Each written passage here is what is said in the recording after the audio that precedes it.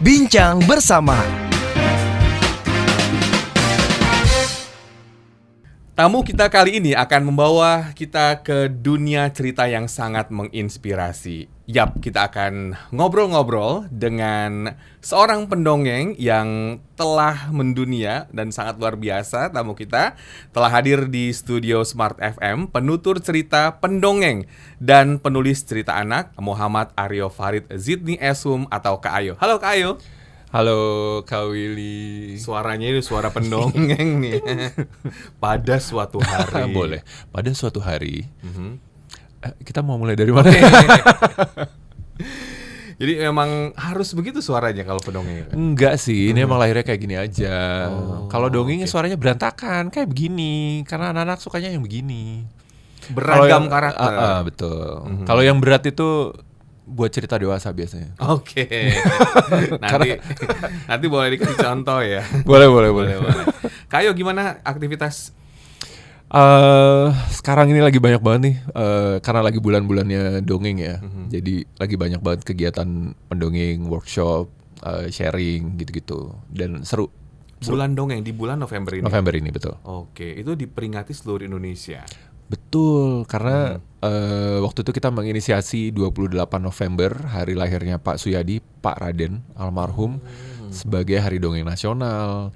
Dan kemudian itu disambut luar biasa. Tapi ini dari komunitas ya, dari masyarakat, kemudian masyarakat menerima, dan kemudian kita merayakan itu. Gitu. Jadi belum atas nama negara, gitu. Jadi Hari Dongeng Nasional yang tapi ya semua sudah merayakan sekarang. Senangnya semua sudah merayakan gitu. Oke, wow. Kayo boleh cerita nggak sih awal mulanya menjadi pendongeng? Tapi sebelum sampai ke sana, masa kecilnya lahir di mana nih, Kayo? Di rumah sakit waktu itu. Oke. Beneran. Di rumah sakit spesifik boleh kali ya. Boleh rumah sakit. Tapi nggak sponsor ya ASI. kalau disebutin. Masih ada soal rumah sakitnya. Di Jakarta ya? Di Jakarta. Ya. Waktu itu sebenarnya keluarga itu dari Jogja.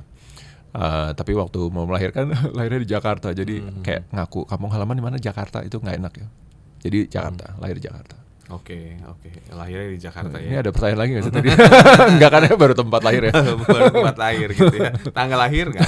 18 Juni. Oke. Nah, kalau begitu mungkin waktu masa kecilnya apa memang sudah akrab dengan dunia cerita gitu ya, atau mungkin sudah disodorkan buku-buku anak? Nah itu udah banget. Jadi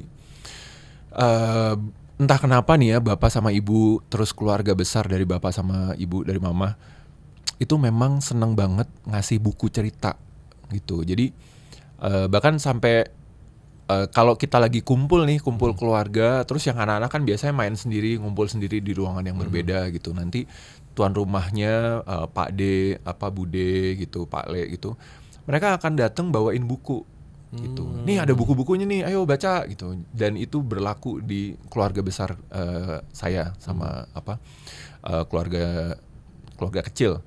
Keluarga kecil tuh bapak sama mama itu mereka selalu menyediain buku juga. Jadi bahkan sampai kita punya langganan tukang loak yang suka datang ke rumah seminggu sekali untuk ngasih buku. Jadi kalau misalnya ada buku-buku baru nih yang mereka dulu kita tinggal tahun 80-an itu toko buku jarang banget toko buku. Nah si tukang loak ini selalu dipesenin sama bapak sama mama, kalau misalnya kamu nemu buku dari bongkaran-bongkaran atau yang dijual sama orang, kesini dulu ya sebelum kamu kasih ke pengepulnya gitu yang nerima barang loaknya itu. Dan sama bapak mama tuh dikasih harga bagus. Jadi kita terima komik-komik termasuk Bobo. Karena dulu ke kampung itu Bobo susahnya minta ampun. Nah kita dapetnya di situ. Bobo, buku-buku kayak majalah Bobo itu kan ceritanya ada banyak banget tuh dari semua negara, termasuk cerita asli yang ditulis sama orang Indonesia. Nah itu dapetnya dari situ, dan itu dipupuk dari kecil memang duniaku dulu ya baca cerita, sampai bikin penyewaan buku dulu. Sampai bikin karena saking di banyaknya kampung. stok buku ya. Satu buku mau baca di sini Rp100 gitu. Jadi sudah mulai bisa diputar duitnya. Bener, habis itu beli buku lagi. Iya bener, gitu. Ya. Nah, ada nggak satu dongeng atau cerita dari masa kanak-kanak yang diingat sampai sekarang? Dulu ada satu cerita yang diceritain sama Eyang Putri, ibunya bapak. Itu dulu gara-gara, oh ini nih, kuku. Oh, kuku. Jadi dulu kan sering nyari cacing. Dulu di Jogja itu masih banyak sawah lah ya, di kota pun. Nah kemudian cari cacing, cari serangga gitu, main di sawah gitu kan, cari lindung, belut gitu. Nah kemudian Bobo waktu itu kan mau tidur, waktu itu masih kecil lah, 4 tahunan. Nah sama Eyang Putri itu, wah kok kukumu panjang ya, kotor lagi nih. Tapi nggak disuruh potong, malah diceritain. Jadi diceritain lah sebuah dongeng tentang ada seorang putri yang dari, pokoknya intinya potongan kuku yang kotor dan panjang itu ketika ditanam kemudian dia akan tumbuh jadi kunang-kunang gitu. Agak serem Agak serem sebenarnya, tapi itu jadi seru karena imajinasi malam itu tentang kunang-kunang itu menakjubkan gitu loh. Wah, kunang-kunang, karena dulu juga sering keluar rumah malam-malam buat cari kunang-kunang, nangkepin kunang-kunang gitu kan. Nah, akhirnya pagi-paginya langsung potong kuku ini, dan bertahun-tahun kemudian belajarlah bahwa orang-orang zaman dulu mereka kalau mengajarkan sesuatu itu pakai cerita. Jadi tidak ada yang ngajarin secara langsung, kamu harus begini karena begini nanti begini gitu. Tapi itu secara halus disampaikan lewat cerita. Nah itu kekuatan cerita. Nah dari situlah baru menyadari keluargaku tuh keluarga pencerita semua gitu. Jadi kalau zaman dulu kan belum ada listrik, belum semuanya pakai listrik. Kita biasanya pakai lampu sentir, lampu teplok gitu. Nah itu maghrib itu biasanya kita suka ngumpul di depan sampai matahari benar-benar terbenam, itu kita ngobrol di situ. Nah dari situ oh ternyata keluargaku memang sudah pencerita dari awal gitu. Itu kayak ketularan. Oke, sampai keinget segitunya ya bahwa cerita itu bisa masuk ke perasaan anak gitu ya, dan memang manfaatnya sebegitu besar ya. Jadi benar-benar kena ya. Sampai sekarang ingat, padahal tuh umur 4 tahun kan. Itu umur 4 tahun benar. Tapi ingatnya juga baru setelah terjun di dunia cerita, kemudian ketemu dengan banyak pencerita yang kayak Pak Raden, sering banget ketemu Pak Raden, belajar dengan beliau. Terus ada lagi yang lain, Kak Kusumo dan lain-lain. Nah, kalau misalnya ketemu itu jadi nostalgia, terus oh ternyata mereka juga dipupuk sejak kecil dengan dunia cerita itu. Kemudian aku recalling lagi, aku ada nggak ya? Oh iya ternyata ada. Oh iya dulu tuh begini. Oh iya dulu begini gitu. Jadi akhirnya kembali lagi semua cerita-cerita zaman dulu gitu. Dan ya bisa dibilang ternyata core memoriku itu di situ sih ya, di dunia cerita. Nah sejak kapan Kak Ayu tuh sadar bahwa ini akan menjadi profesi yang utama? Mulai memikirkan itu ketika 2005 itu. Jadi 2004 akhir Desember itu ada bencana tsunami kan di Aceh. Nah kemudian awal 2005 itu aku bantuin teman-teman, kita ada di satu posko untuk ngumpulin bantuan itu. Nah kemudian di situ sempet nih ngomong, memang harus hati-hati dengan omongan. Aku tuh masih sehat loh, kayaknya aku bisa nih berangkat ke sana untuk bantuin sesuatu gitu. Dan ternyata nggak lama ya datanglah undangan waktu itu dari Komnas Anak, mau nggak berangkat untuk bikin trauma healing buat anak-anak di pasca bencana tsunami itu gitu. Udah langsung berangkat. Nah tapi waktu itu udah kerja, jadi kerja as a librarian, aku pustakawan. Nah terus ngajuin lah cuti gitu. Boleh nggak ngajuin cuti? Tapi cutinya panjang nih, mungkin bisa jadi lebih dari 2 minggu gitu. Gak ada cuti lebih dari 2 minggu langsung dikasih kan gitu. Nah iya itu dia, kamu juga siapa gitu, bukan owner. Nah tapi kemudian ya karena alasan kemanusiaan gak bisa ditolak. Mereka menyatakan tidak bisa menolak gitu. Nah ya udah berangkat ke sana. Nah kemudian berpikir, aku ingat bapakku juga bilang, kemudian ada temanku juga bilang, sebenarnya kita itu nggak butuh kerja tetap, yang penting itu tetap kerja. Jadi kalau kamu mau ngelakuin sesuatu dan kamu suka di situ, ya udah lakuin. Yang penting kamu juga bisa tetap kerja untuk mensupport itu semua gitu. Jadi ya udah, akhirnya mulai berpikiran, kayaknya bisa nih mendongeng untuk jadi profesi gitu. Dan mulailah mendongeng itu jadi profesi. ada ya bayaran tuh diterima, tapi kemudian mulai berkembang dan akhirnya mulai oke, ini harus profesional juga dipersiapkan supaya bisa deliver yang profesional juga gitu. Jadi kayak mulai dari 2005 itulah mulai mempertimbangkan. Tadi Kak Ayu bilang katanya juga sering bertemu dengan Pak Raden ya. Apa pesan beliau yang paling diingat gitu? Aduh, banyak banget soalnya. Jadi tuh kayak aku bener-bener ngintili beliau gitu loh, kemana-mana, main ke rumahnya, main sama kucingnya banyak banget kan. Tapi ada satu hal yang mungkin kena banget. Jadi beliau bilang kalau misalnya mau kegiatan di dunia anak, kita juga harus memahami anak itu seperti apa gitu. Jadi pernah waktu itu aku dongeng di depan Pak Raden nih. Jadi itu kayak lagi latihan kan. Kemudian ya itu agak takut sih sebenarnya karena beliau akan mengomentari itu. Nah tapi ketika mendongeng terus aku ngubah-ngubah suara, tapi memang ngubah-ngubah suaranya nggak pas gitu. Ada satu tokoh anak di dalam cerita itu yang aku tirukan suaranya, kemudian langsung dikomentari, kamu nggak boleh kayak gitu. Kalau kamu mau menyampaikan sesuatu, kamu harus latih, kamu dengar dari suaranya, dari karakter suaranya, dari tokoh yang kamu tirukan itu, apakah itu sudah mencerminkan karakter dari tokoh itu yang sebenarnya di dalam cerita itu gitu.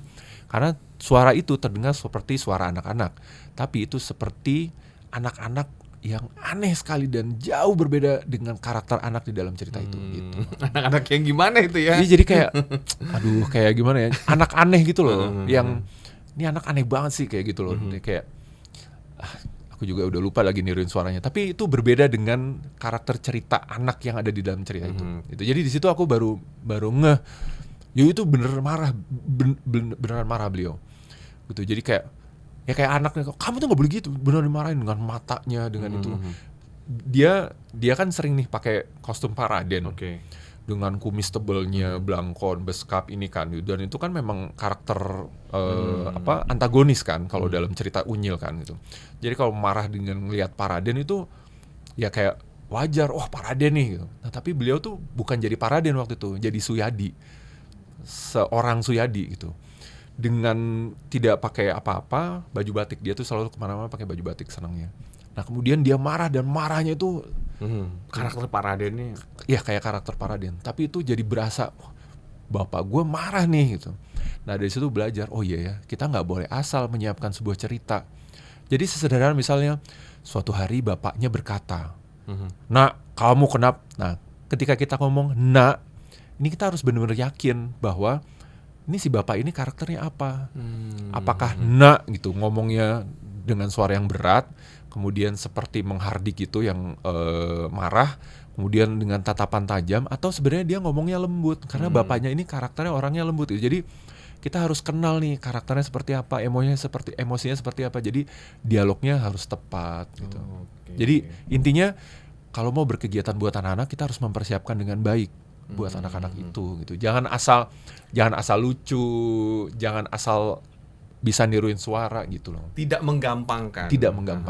Artinya betul. Pak Raden sangat menghargai proses ya. Betul. Dimana karakter-karakter yang sebaiknya dimunculkan adalah yang tepat gitu. Bener, sesuai dengan ceritanya, Sesuai sesuai dengan kemauan kamu. Betul. Gitu.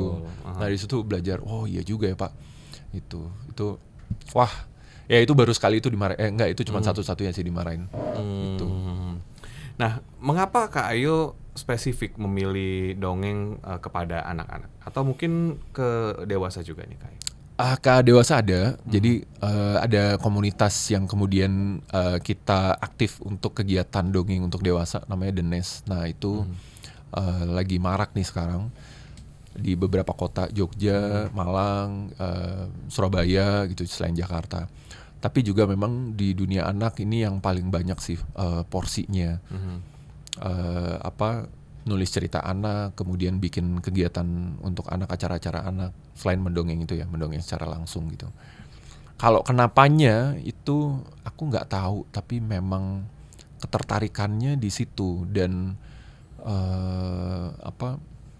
cerita yang aku punya itu semuanya cerita anak. Jadi semuanya cerita yang aku sampaikan itu dari buku. yang dibuat oleh Kak Ayo yang sebagian. aku bikin atau dari penulis lain ya, dari penulis Indonesia atau penulis luar gitu. Tapi semua dongengku tuh dari buku.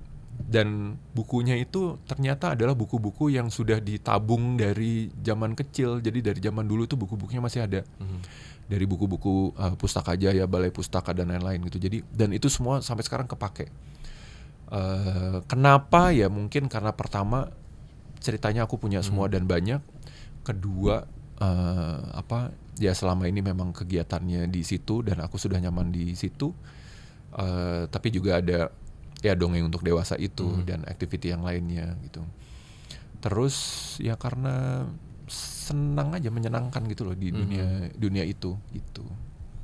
Apa yang mungkin paling sulit gitu ya, yang membedakan mendongeng di depan anak-anak dan mendongeng di depan orang dewasa? Nah sebenarnya yang paling susah itu kalau ke orang dewasa. Oh kenapa? Bukannya orang dewasa itu kan biasanya lebih gampang menyimak kan? Ketika dia sudah datang kan pasti tertarik gitu ya? Iya sebenarnya iya betul. Karena mereka memutuskan sendiri mau datang ke acara yang seperti apa gitu kan. Oh dongeng dewasa nih kayak menarik. Oke aku datang deh gitu. Nah tapi ada ekspektasi di situ dari orang Dari dewasa. pendongengnya atau orang dewasa? Dari orang dewasanya. Dari penontonnya? Betul. Jadi kalau orang dewasa itu kan orang yang udah gede itu kan mereka bisa menilai sesuatu.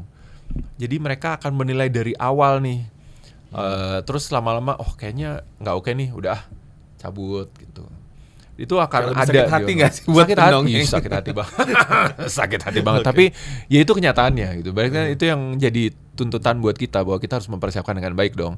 Kita harus mengenal audiensnya seperti apa. Kemudian kita harus memprediksi harapan-harapan mereka dan baru kita bisa create ceritanya gitu, kondisinya seperti apa. Nah kalau buat anak-anak itu sebenarnya lebih mudah karena mereka baperan. Mereka itu ngikutin perasaan gitu. Mereka nggak pernah nilai Kak Willy ini udah pernah dongeng nggak ya? Udah berapa tahun ngedongengnya? Bisa pakai boneka nggak? Bisa niruin suara nggak ya? Mereka nggak pernah nilai itu. Kalau orang dewasa mereka akan nilai itu. Dari kata pertama, dari nada pertama, dari looknya itu mereka akan nilai. Wah ini cerita macam apa nih yang akan dibawain? Ih dia yang akan cerita. Itu kayak gitu akan ada. Dan asumsi itu kan masuk ke kita gitu dari bahasa nonverbalnya gitu, dari bahasa tubuh, dari tatapan matanya gitu. Sedangkan kalau anak enggak, mereka bisa randomly beda-beda, tatapannya bisa bengong, bisa excite, bisa bosen gitu kan. Tapi begitu kali ini aku mau cerita, mau denger enggak gitu. Terus mereka langsung berubah semuanya. Tapi kalau orang dewasa enggak, itu masih nilai, masih proses gitu, masih loading. Kalau anak itu akan cepet banget diubah gitu. Itu kenapa sebenarnya ya mungkin itu kenapanya ya kali kalau ditanya kenapa lebih seneng kegiatan ke anak-anak ya karena sebenarnya itu mudah ke mereka asal dipersiapkan dengan baik gitu. Jadi sebenarnya proses persiapannya ini yang cukup panjang yang sampai membuat ketika ini dilakukan ini jadi lebih mudah gitu. Karena ya tetap misalnya acara dongeng gitu buat anak-anak usianya segini gitu. Oh oke, berarti ceritanya ini sama ini sama ini gitu. Tapi untuk sampai bisa memilih ceritanya ini sama ini sama ini itu milih ceritanya, latihan ceritanya, cara pembawaannya. Nah, itu prosesnya juga panjang gitu. Tapi itu lebih mudah. Hal yang tidak menyenangkan adalah yaitu dinilainya itu, harapan-harapannya, kemudian ketika mendapatkan celetukan yang tidak sesuai harapan, iya, atau biasanya kalau anak-anak gini, oh aku tahu, habis ini kan ceritanya begini, ini kan cerita ini kan gitu, jadi mereka udah tahu dulu tuh. Gitu. Tapi ada kok jalan untuk mengatasi itu. Gitu. Sabar ya Dek, bukan gitu ya? Bukan. Tolong orang tuanya boleh dibawa pulang aja dulu anaknya, biar nggak ganggu yang lain. Sabar ya Dek, gitu. Jangan bocorin cerita, nggak boleh kayak gitu ya. Nggak boleh, tapi ya adalah. Tapi kalau orang dewasa itu juga bisa ada. Jadi sebenarnya intinya gitulah. Kalau yang denger udah tahu ceritanya. Tapi buat pendongeng karena kita adalah pencerita ulang dari cerita-cerita itu. Nah itulah kenapa pendongeng itu butuh kemampuan menulis cerita. Jadi dia bisa membuat versi yang sedikit lebih berbeda, memasukkan sesuatu yang baru ke dalam cerita itu. Jadi it's not totally 100% the same gitu loh. Itu. Jadi. Kayaknya kalau penonton dewasa mungkin mereka juga punya kesempatan buat ngejudge nggak sih? Heeh. Kayak misalnya ini jangan-jangan wardrobe-nya Iya. merek apa? Tapi yang sampai segitu tapi yang loh. serem itu tidak dikatakan secara langsung. Oh, Itu oke. disimpan sama mereka. Jadi itu yang membuat kita jadi selalu berasumsi, aduh, ini aku bisa nggak ya dapetin mereka nggak ya? Bisa nggak ya menyelesaikan ceritanya ya? Gitu. Tapi kalau anak yang lebih menyenangkan meskipun kejam, mereka akan langsung bilang, Kak, aku nggak suka deh ceritanya yang ini, Kak, ganti dong ceritanya gitu. Tapi it's Ya udah, better memang gitu for ya. us gitu loh. Jadi oh gitu ya. Jadi kita langsung jawab aja, oh gitu ya, kenapa? Oh kamu udah pernah dengar? Oke deh, aku ganti ya ceritanya. Jadi lebih enak gitu. Jadi masih bisa terselamatkan lah gitu. Tapi kalau buat orang dewasa tuh ya, karena nggak sopan nih, aduh nggak enak nih, aduh ntar menyakiti hatinya lagi, ya udahlah disimpan. Tapi kelihatan kan, kalau tidak menikmati kan kelihatan banget. Nah itu kendalanya Tantangan sih. kali Tantangan. ya di panggung. Misalnya Tapi- baru mulai kok dia kok nggak ngeliat-ngeliat ke panggung, ke Iya. handphone terus. Ngapain nih, lagi zikir apalagi main game atau lagi apa nih gitu. Oke, Tapi pasti bisa lah kalau seru ya. kalau udah sering dan memang senang melakukannya, pasti bisa mengatasi itu. Itu ada jalan keluarnya kok. Ada jalan keluarnya. Nah, kemampuan Kak Ayo ini kan termasuk kemampuan yang unik atau juga dan mungkin mahal. Dan mahal ya, oke. Nanti kasih tau ya rate-nya ya. Nah, ngomongin soal profesi ini memang dulu pendidikannya mendukung profesi ini atau bagaimana? Ternyata iya. Aku kuliah di jurusan prodi ilmu perpustakaan dan informasi. Jadi aku belajar jadi pustakawan kan, yang kemudian jadi pustakawan juga. Aku nggak bilang kalau di UI ya, pokoknya adalah satu kampus di Depok. Universitas Indonesia. Ya. Iya, oke. Nah, terus FIB. iya, dulu masih sastra. Lulusnya FIB. Nah, di situ sebagai calon pustakawan kita belajar tentang bacaan anak juga. Gitu. Jadi gimana memilih cerita yang baik itu seperti apa, jenis-jenis buku, buku-buku itu fungsinya apa, perannya apa gitu. Kita sebagai pustakawan mengelolanya gimana. Kemudian termasuk untuk how to promote books-nya gitu, how to promote reading habits gitu. Itu salah satu tugas pustakawan. Kita belajar tentang itu. Nah, di situ di mata kuliah itu belajarlah tentang mendongeng. Ada lagi read aloud gitu. Jadi dua hal ini yang sebenarnya mau aku lakukan pada saat itu ya gitu. Jadi memang basic dari read aloud, basic dari mendongeng itu sudah dilakukan sampai akhirnya sekarang bisa diimplementasikan gitu, bikin. Jadi akhirnya bikin si iDongeng Indonesia itu, kemudian bikin festival, bikin acara-acara gitu, kemudian bikin reading box waktu itu, kemudian bikin acara-acara read aloud itu seperti apa gitu. Fokus di dongeng itu banyak gitu. Ada Jadi kok. sebetulnya sudah ada basic-basic yang diajarkan waktu kuliah itu ya. Tuh, academically proven. Ting. Oke. Nah, dalam setiap penampilan atau mungkin perform ya, bisa dikatakan gitu Kak Ayo, mungkin apa pesan inti atau nilai-nilai yang selalu ingin disampaikan kepada penonton gitu? Aku percaya bahwa setiap cerita yang bagus itu dia pasti punya value yang bagus, value yang baik. Semua cerita itu punya value, meskipun tidak harus disampaikan secara langsung. Gitu. Semua cerita yang bagus itu selesaiin aja ceritanya gitu. Setiap orang tuh pasti akan nangkep pesannya beda-beda gitu. Dan pasti ada pesannya. Karena tergantung dari sudut pandang orang dong. Dan tergantung dari setiap orang tuh tersentuh sama cerita itu atau mereka jadi dekat dengan cerita itu di bagian yang mana gitu. Itu bisa beda-beda gitu. Tapi dari semua cerita yang aku rasa itu pesan kemanusiaan itu adalah nilai yang universal banget. Dan itu istilahnya long last banget deh gitu. Dan setiap orang akan bisa mengambil dari sisi yang berbeda gitu. Dan ada pengalaman menarik sih. Jadi ini ini lagi festival nih di India. Lagi festival di India itu ini baru sekali itu festival itu di gedung pertunjukan gede banget. Waktu itu di Chennai nama kotanya. Jadi itu kayak di gedung kesenian Jakarta lah gitu. Itu ada ratusan orang yang nonton dan mostly itu adalah orang dewasa. Dan penampil yang lain tuh memang keren-keren sih, dari ada yang dari Amerika, ada yang dari Romania, ada yang dari India tentunya. Ada satu lagi yang keren tuh dari Indonesia. Aku. Nah, terus dongeng kan di situ. Awalnya tuh sebenarnya mikir, aduh, ini mau cerita apa nih? Karena kebanyakan orang dewasa dan ini gedung yang gede banget gitu. Gedung yang gede banget, ini gedung pertunjukan. Jadi kan harus all out banget karena act-nya itu akan kelihatan gitu. Terus akhirnya jadi mikir, oke, aku mau kasih pesan apa ya gitu. Jadi mikirnya ke situ, aku mau kasih pesan apa ya gitu. Karena di situ aku harus bawain cerita Indonesia. Ya dong, pendongeng Indonesia bawain cerita Indonesia gitu. Dan dapatlah satu cerita tentang kebaikan sebenarnya. Dan itu sambutannya itu luar biasa gitu. Karena mereka relate banget. Oh, kita di India juga ada loh. Jadi setelah acara itu setelah pentas, kita di India juga ada loh cerita yang kayak gitu, mirip ya gitu. Kita juga ada loh yang kayak gini. Ih, sama loh. Ini banget ya, negaraku banget ya kayak gitu. Jadi ya itu, meskipun nggak diomongin pesannya, tapi mereka nangkep pesannya gitu. Dan itu yang relate dan keinget. Dan relate, bener. In English kan, bukan in Indian. Enggak dong, bahasa India dong. Bahasa India ya, pada suatu hari. Iya. Bahasa Indianya apa coba? In English, once upon a time. Oke. Nggak bisa bahasa Inggrisnya India.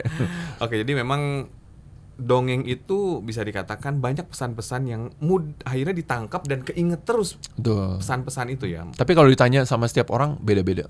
persepsinya. Nilai yang diambil. Nilainya, pesan yang diambil tuh pasti beda-beda gitu. Ya sama kayak kita habis nonton film lah.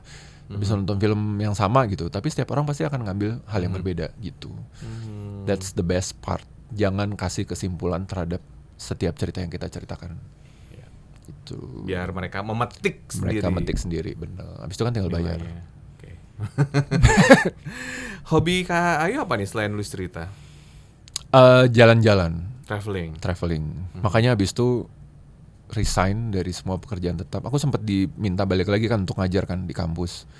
Tapi habis itu akhirnya resign karena ternyata ngajarnya berapa hari tapi bikin soal, periksa ini segala macam kan hari-hari yang lain kan. Jadi resign karena ternyata bisa membuat jalan-jalan gitu. Karena kalau kayak misalnya festival di luar negeri apalagi itu bisa minimal seminggu, misalnya minimal 2 minggu gitu. Kantor mana yang mau kasih cuti lagi panjang gitu? Kantor sendiri sih. Iya, akhirnya bikin kantor sendiri di rumah. Di bulan November ini juga bertepatan dengan Hari Dongeng yang diperingati di seluruh Indonesia. Nah, Kak Ayu, ada kegiatan apa di Hari Dongeng ini?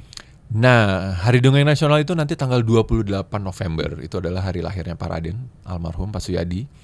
Kemudian sama banyak teman-teman komunitas pendongeng di Indonesia kita banyak menyelenggarakan kegiatan mendongeng. Yang paling dekat nanti ada di Surabaya. Namanya ada Festival Dongeng Surabaya, itu nanti tanggal 29 dan 30 November. Acaranya terbuka untuk umum, silakan kalau mau datang gratis, nanti tinggal cari ya Kumpul Dongeng Surabaya. Jadi yang menyelenggarakan ini adalah komunitas pendongeng di Surabaya, namanya Kumpul Dongeng di Surabaya. Kemudian di Jakarta nanti sama beberapa teman-teman, ada dari Ayo Dongeng Indonesia, dari Rumah Dongeng Mentari, ada dari Klub Dongeng. Kita akan bikin kegiatan online untuk merayakan Hari Dongeng Nasional. Nanti online lewat Zoom. Nanti akan ada pertunjukan mendongeng merayakan Hari Dongeng Nasional. Di gitu. Surabaya? Enggak, kalau yang ini online. Online ya? Yang ini online gitu. Jadi siapapun dimanapun di seluruh dunia, bulan Mars atau Venus, siapapun boleh nonton asal ada internetnya gitu. Ini dalam rangka memperingati Hari Dongeng Nasional. Hari Dongeng Nasional. Betul sekali. Apa pesan-pesan Kak Ayu kepada orang tua yang juga menyaksikan gitu ya di podcast ini, bahwa bercerita itu sangat penting, mendongeng itu sangat penting karena banyak nilai yang bisa diberikan gitu ya kepada mereka, putra-putrinya terutama. Buat para orang tua, tolong mendongeng ya. Mendongeng itu penting banget karena bisa, kalau dicari itu ternyata jadi stress release buat orang tua yang bekerja atau orang tua yang full time di rumah. Itu kan tanggung jawabnya besar. Jadi mendongenglah untuk menenangkan dirimu, tapi juga mendekatkan dirimu ke dirimu sendiri dan ke anak-anakmu. Dongeng itu penting, 10 menit aja sehari, oke? Berapa menit? 10 menit aja sehari. 10 menit ya. Dan cerita sebetulnya kalau misalnya orang tua itu belum terlalu menguasai kan bisa baca kan? Bisa baca, bener. Jadi bisa dengan membacakan cerita, read aloud, bisa ngarang cerita sama-sama. Jadi kayak suatu hari ada seorang anak laki-laki yang sedang pergi ke Kemana? Ke Kompas Ke misalnya. Kompas. Oke. Nah di Kompas itu dia ketemu dengan seorang jagoan yang bisa memiliki kekuatan, yaitu apa? Apa misalnya? Apa misalnya? Kekuatan membela kebenaran. Nah, Oke. jadi bisa orang tuanya ngomong apa, lanjutin anaknya. Jadi nggak harus kita yang nyiapin cerita, tapi kita bisa tandem sama anaknya, ngarahin cerita bareng gitu. Jadi itu akan jadi pengalaman bersama yang seru banget gitu. Betul, dan akan keinget ya oleh putra-putri Bener. Anda. Setuju ya bahwa kegiatan mendongeng ini banyak manfaatnya, di mana Anda perlu meluangkan waktu dan keterampilan itu akan terasa semakin lama akan semakin baik ya. Makin bagus, bener. Bahkan kadang anak-anak juga nggak peduli kan orang tuanya bisa niruin suara atau pakai boneka apa enggak gitu. Tapi mereka akan seneng, orang tuaku dongeng setiap hari dan aku bisa deket banget sama orang tuaku. Nah itu udah cukup gitu. Daripada kita misalnya melarang, merintah itu kan kayaknya nggak kena di pikiran anak ya nggak sih? Masukin pakai cerita Pakai cerita. setiap malam. Oh. Dan diinget kan dibawa tidur, besok paginya udah deh lupa. Enggak, besok paginya inget. Ingat. Karena saya Tanpa pun ingat ya sadar. dongeng-dongeng yang disampaikan orang tua. Nah, Sampai betul sekarang loh. sekali. Oh, Bayangin iya? waktu kecil keingetnya sampai sekarang gitu. Oh iya, serius? Iya. Dongeng hari ke-21 apa yo? 21 kayaknya masih belum ada memori ya. Kayo, apa harapan terbesar mungkin ke depannya, mungkin mimpi-mimpi yang akan segera direalisasikan atau dikejar gitu? Oh, ada satu mimpi yang belum tercapai. Dan ini jadi mimpi bersama. Ada banyak sekali teman-teman, Bu Riama, Evelyn, Bu Riris, ini segala macam teman-teman di Tacita, Rembuku dan lain-lain. Kita punya mimpi untuk membuat museum cerita anak. Jadi ini, anak-anak tuh butuh datang ke satu tempat di mana mereka bisa tahu bahwa ada banyak sekali cerita-cerita rakyat di Indonesia. Kita tuh kaya banget sama cerita rakyat. Ada banyak sekali cerita-cerita populer, cerita-cerita baru, cerita kontemporer gitu yang ditulis oleh penulis-penulis Indonesia. Ada banyak ilustrator di Indonesia yang luar biasa keren banget gitu loh, bikin ilustrasi cerita dari yang berbagai macam style lah gayanya gitu loh. Jadi anak-anak tuh butuh kenal dengan itu karena cerita itu ya dibutuhkan untuk perkembangan mereka dan kewarasan dunia ini sebenarnya. Makanya harus ada nih museum cerita anak Indonesia. Ya semoga ya. Amin ya. Semoga Melalui pembuat para kebijakan pendengar smart listener bisa mendengarkan suara Kak Ayo yang mewakili teman-teman pendongeng ya. Tuh. Oke, Kak Ayo boleh Terima dong kasih. mendongeng sedikit? 2 jam boleh? Oke, 2 jam ya beneran. Nah, ini bersambung ya. 2 menit ya. Oke. Ini buat ceritanya- dewasa, buat anak-anak Oh, buat nih? dewasa ya? Dewasa ya? Serah. Dewasa ya. Ini bisa buat anak, bisa buat dewasa. Oke. Oke. Ini ceritanya tentang seekor burung kecil. Jadi ini di sebuah pohon, di sebuah daerah, di sebuah hutan, ada satu sarang burung di sebuah dahan yang kuat. Tapi ini cukup tinggi sebenarnya. Dari situ tiba-tiba keluarlah seekor anak burung. Jadi entah kemana orang tuanya itu nggak ketahuan, tapi ada burung kecil nih yang tiba-tiba jalan keluar dan duduk di dahan itu. Dia nggak tahu nih, ini aku di mana, aku mau ngapain gitu. Sampai akhirnya dia melihat ada banyak hewan-hewan yang lain yang sedang melakukan kegiatan yang menyenangkan buat mereka. Oke. Ada kelinci lompat-lompat dan itu dia seneng banget kelihatan wajahnya. Kemudian ada monyet berayun dan berpindah dari satu dahan ke dahan yang lain dan senang sekali. Dan ada banyak hewan yang lain yang melakukan kesenangan mereka. Burung kecil itu kemudian berpikir, terus aku ngapain? Aku senangnya di mana? Apa yang harus aku lakukan biar sama seperti mereka? Nah kemudian ada satu burung hantu. Dia hinggap di dahan itu, kemudian kamu sama siapa? Kamu sedang apa? Kamu gimana? Diceritakan semuanya. Ya udah nanti aku bantu kamu ya. Burung kecil tuh nanya, aku gimana caranya supaya bisa kayak hewan-hewan itu gitu, dengan wajah senang gitu. Oh, kita itu burung, kita itu bisa terbang. Coba kamu terbang. Terbang? Apa itu terbang? Kemudian diajarin kan, kepakan sayapnya, kepakan dengan kuap dan terbang. Dilakukan. Dan dia bisa terbang. Dia senang sekali. Wah, ternyata begini rasanya terbang. Dia bisa terbang ke semua arah. Dia bisa bermain, bisa membantu yang lain dengan terbang, dan dia merasa senang. Tapi kemudian sayapnya yang di sebelah kanan itu terluka.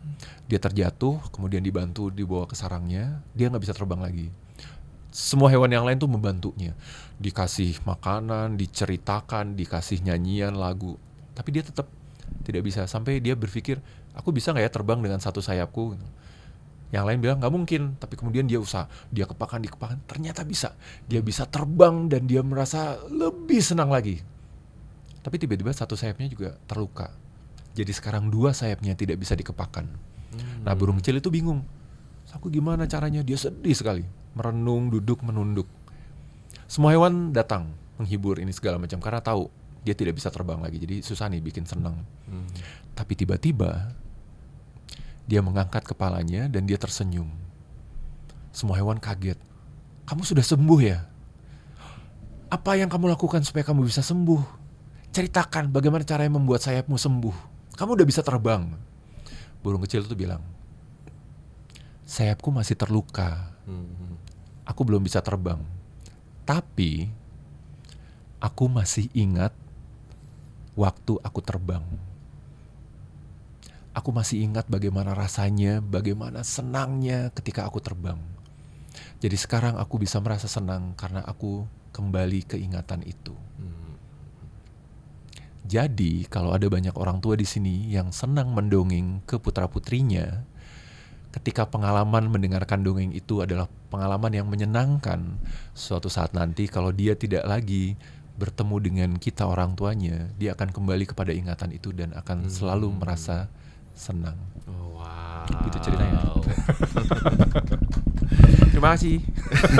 Luar biasa ya, ceritanya tentang burung yang tadi mengingat kembali dia pernah mengalami terbang dan bahagia di sana ya. Betul. Ini soundtracknya pakai lagu Sang Dewi nggak sih? Bisa, atau Titanic juga bisa. Thank you Kak. Sama-sama, Ayo, Kak Willy. Terima sukses kasih selalu banyak. dan terus berkarya, dan tentunya juga kita menantikan karya-karya selanjutnya. Luar biasa. Amin. Ya. Dan Terima kasih. salam untuk teman-teman pendongeng semua di seluruh Indonesia. Dan semoga apa yang kita bahas di perbincangan pada podcast kali ini memberikan insight positif, pengalaman baru, dan juga menginspirasi Anda para orang tua untuk memulai bercerita dan juga mendongeng kepada putra-putri Anda. Terima kasih atas perhatian Anda. Saya William Darmawan, sampai jumpa. Bincang bersama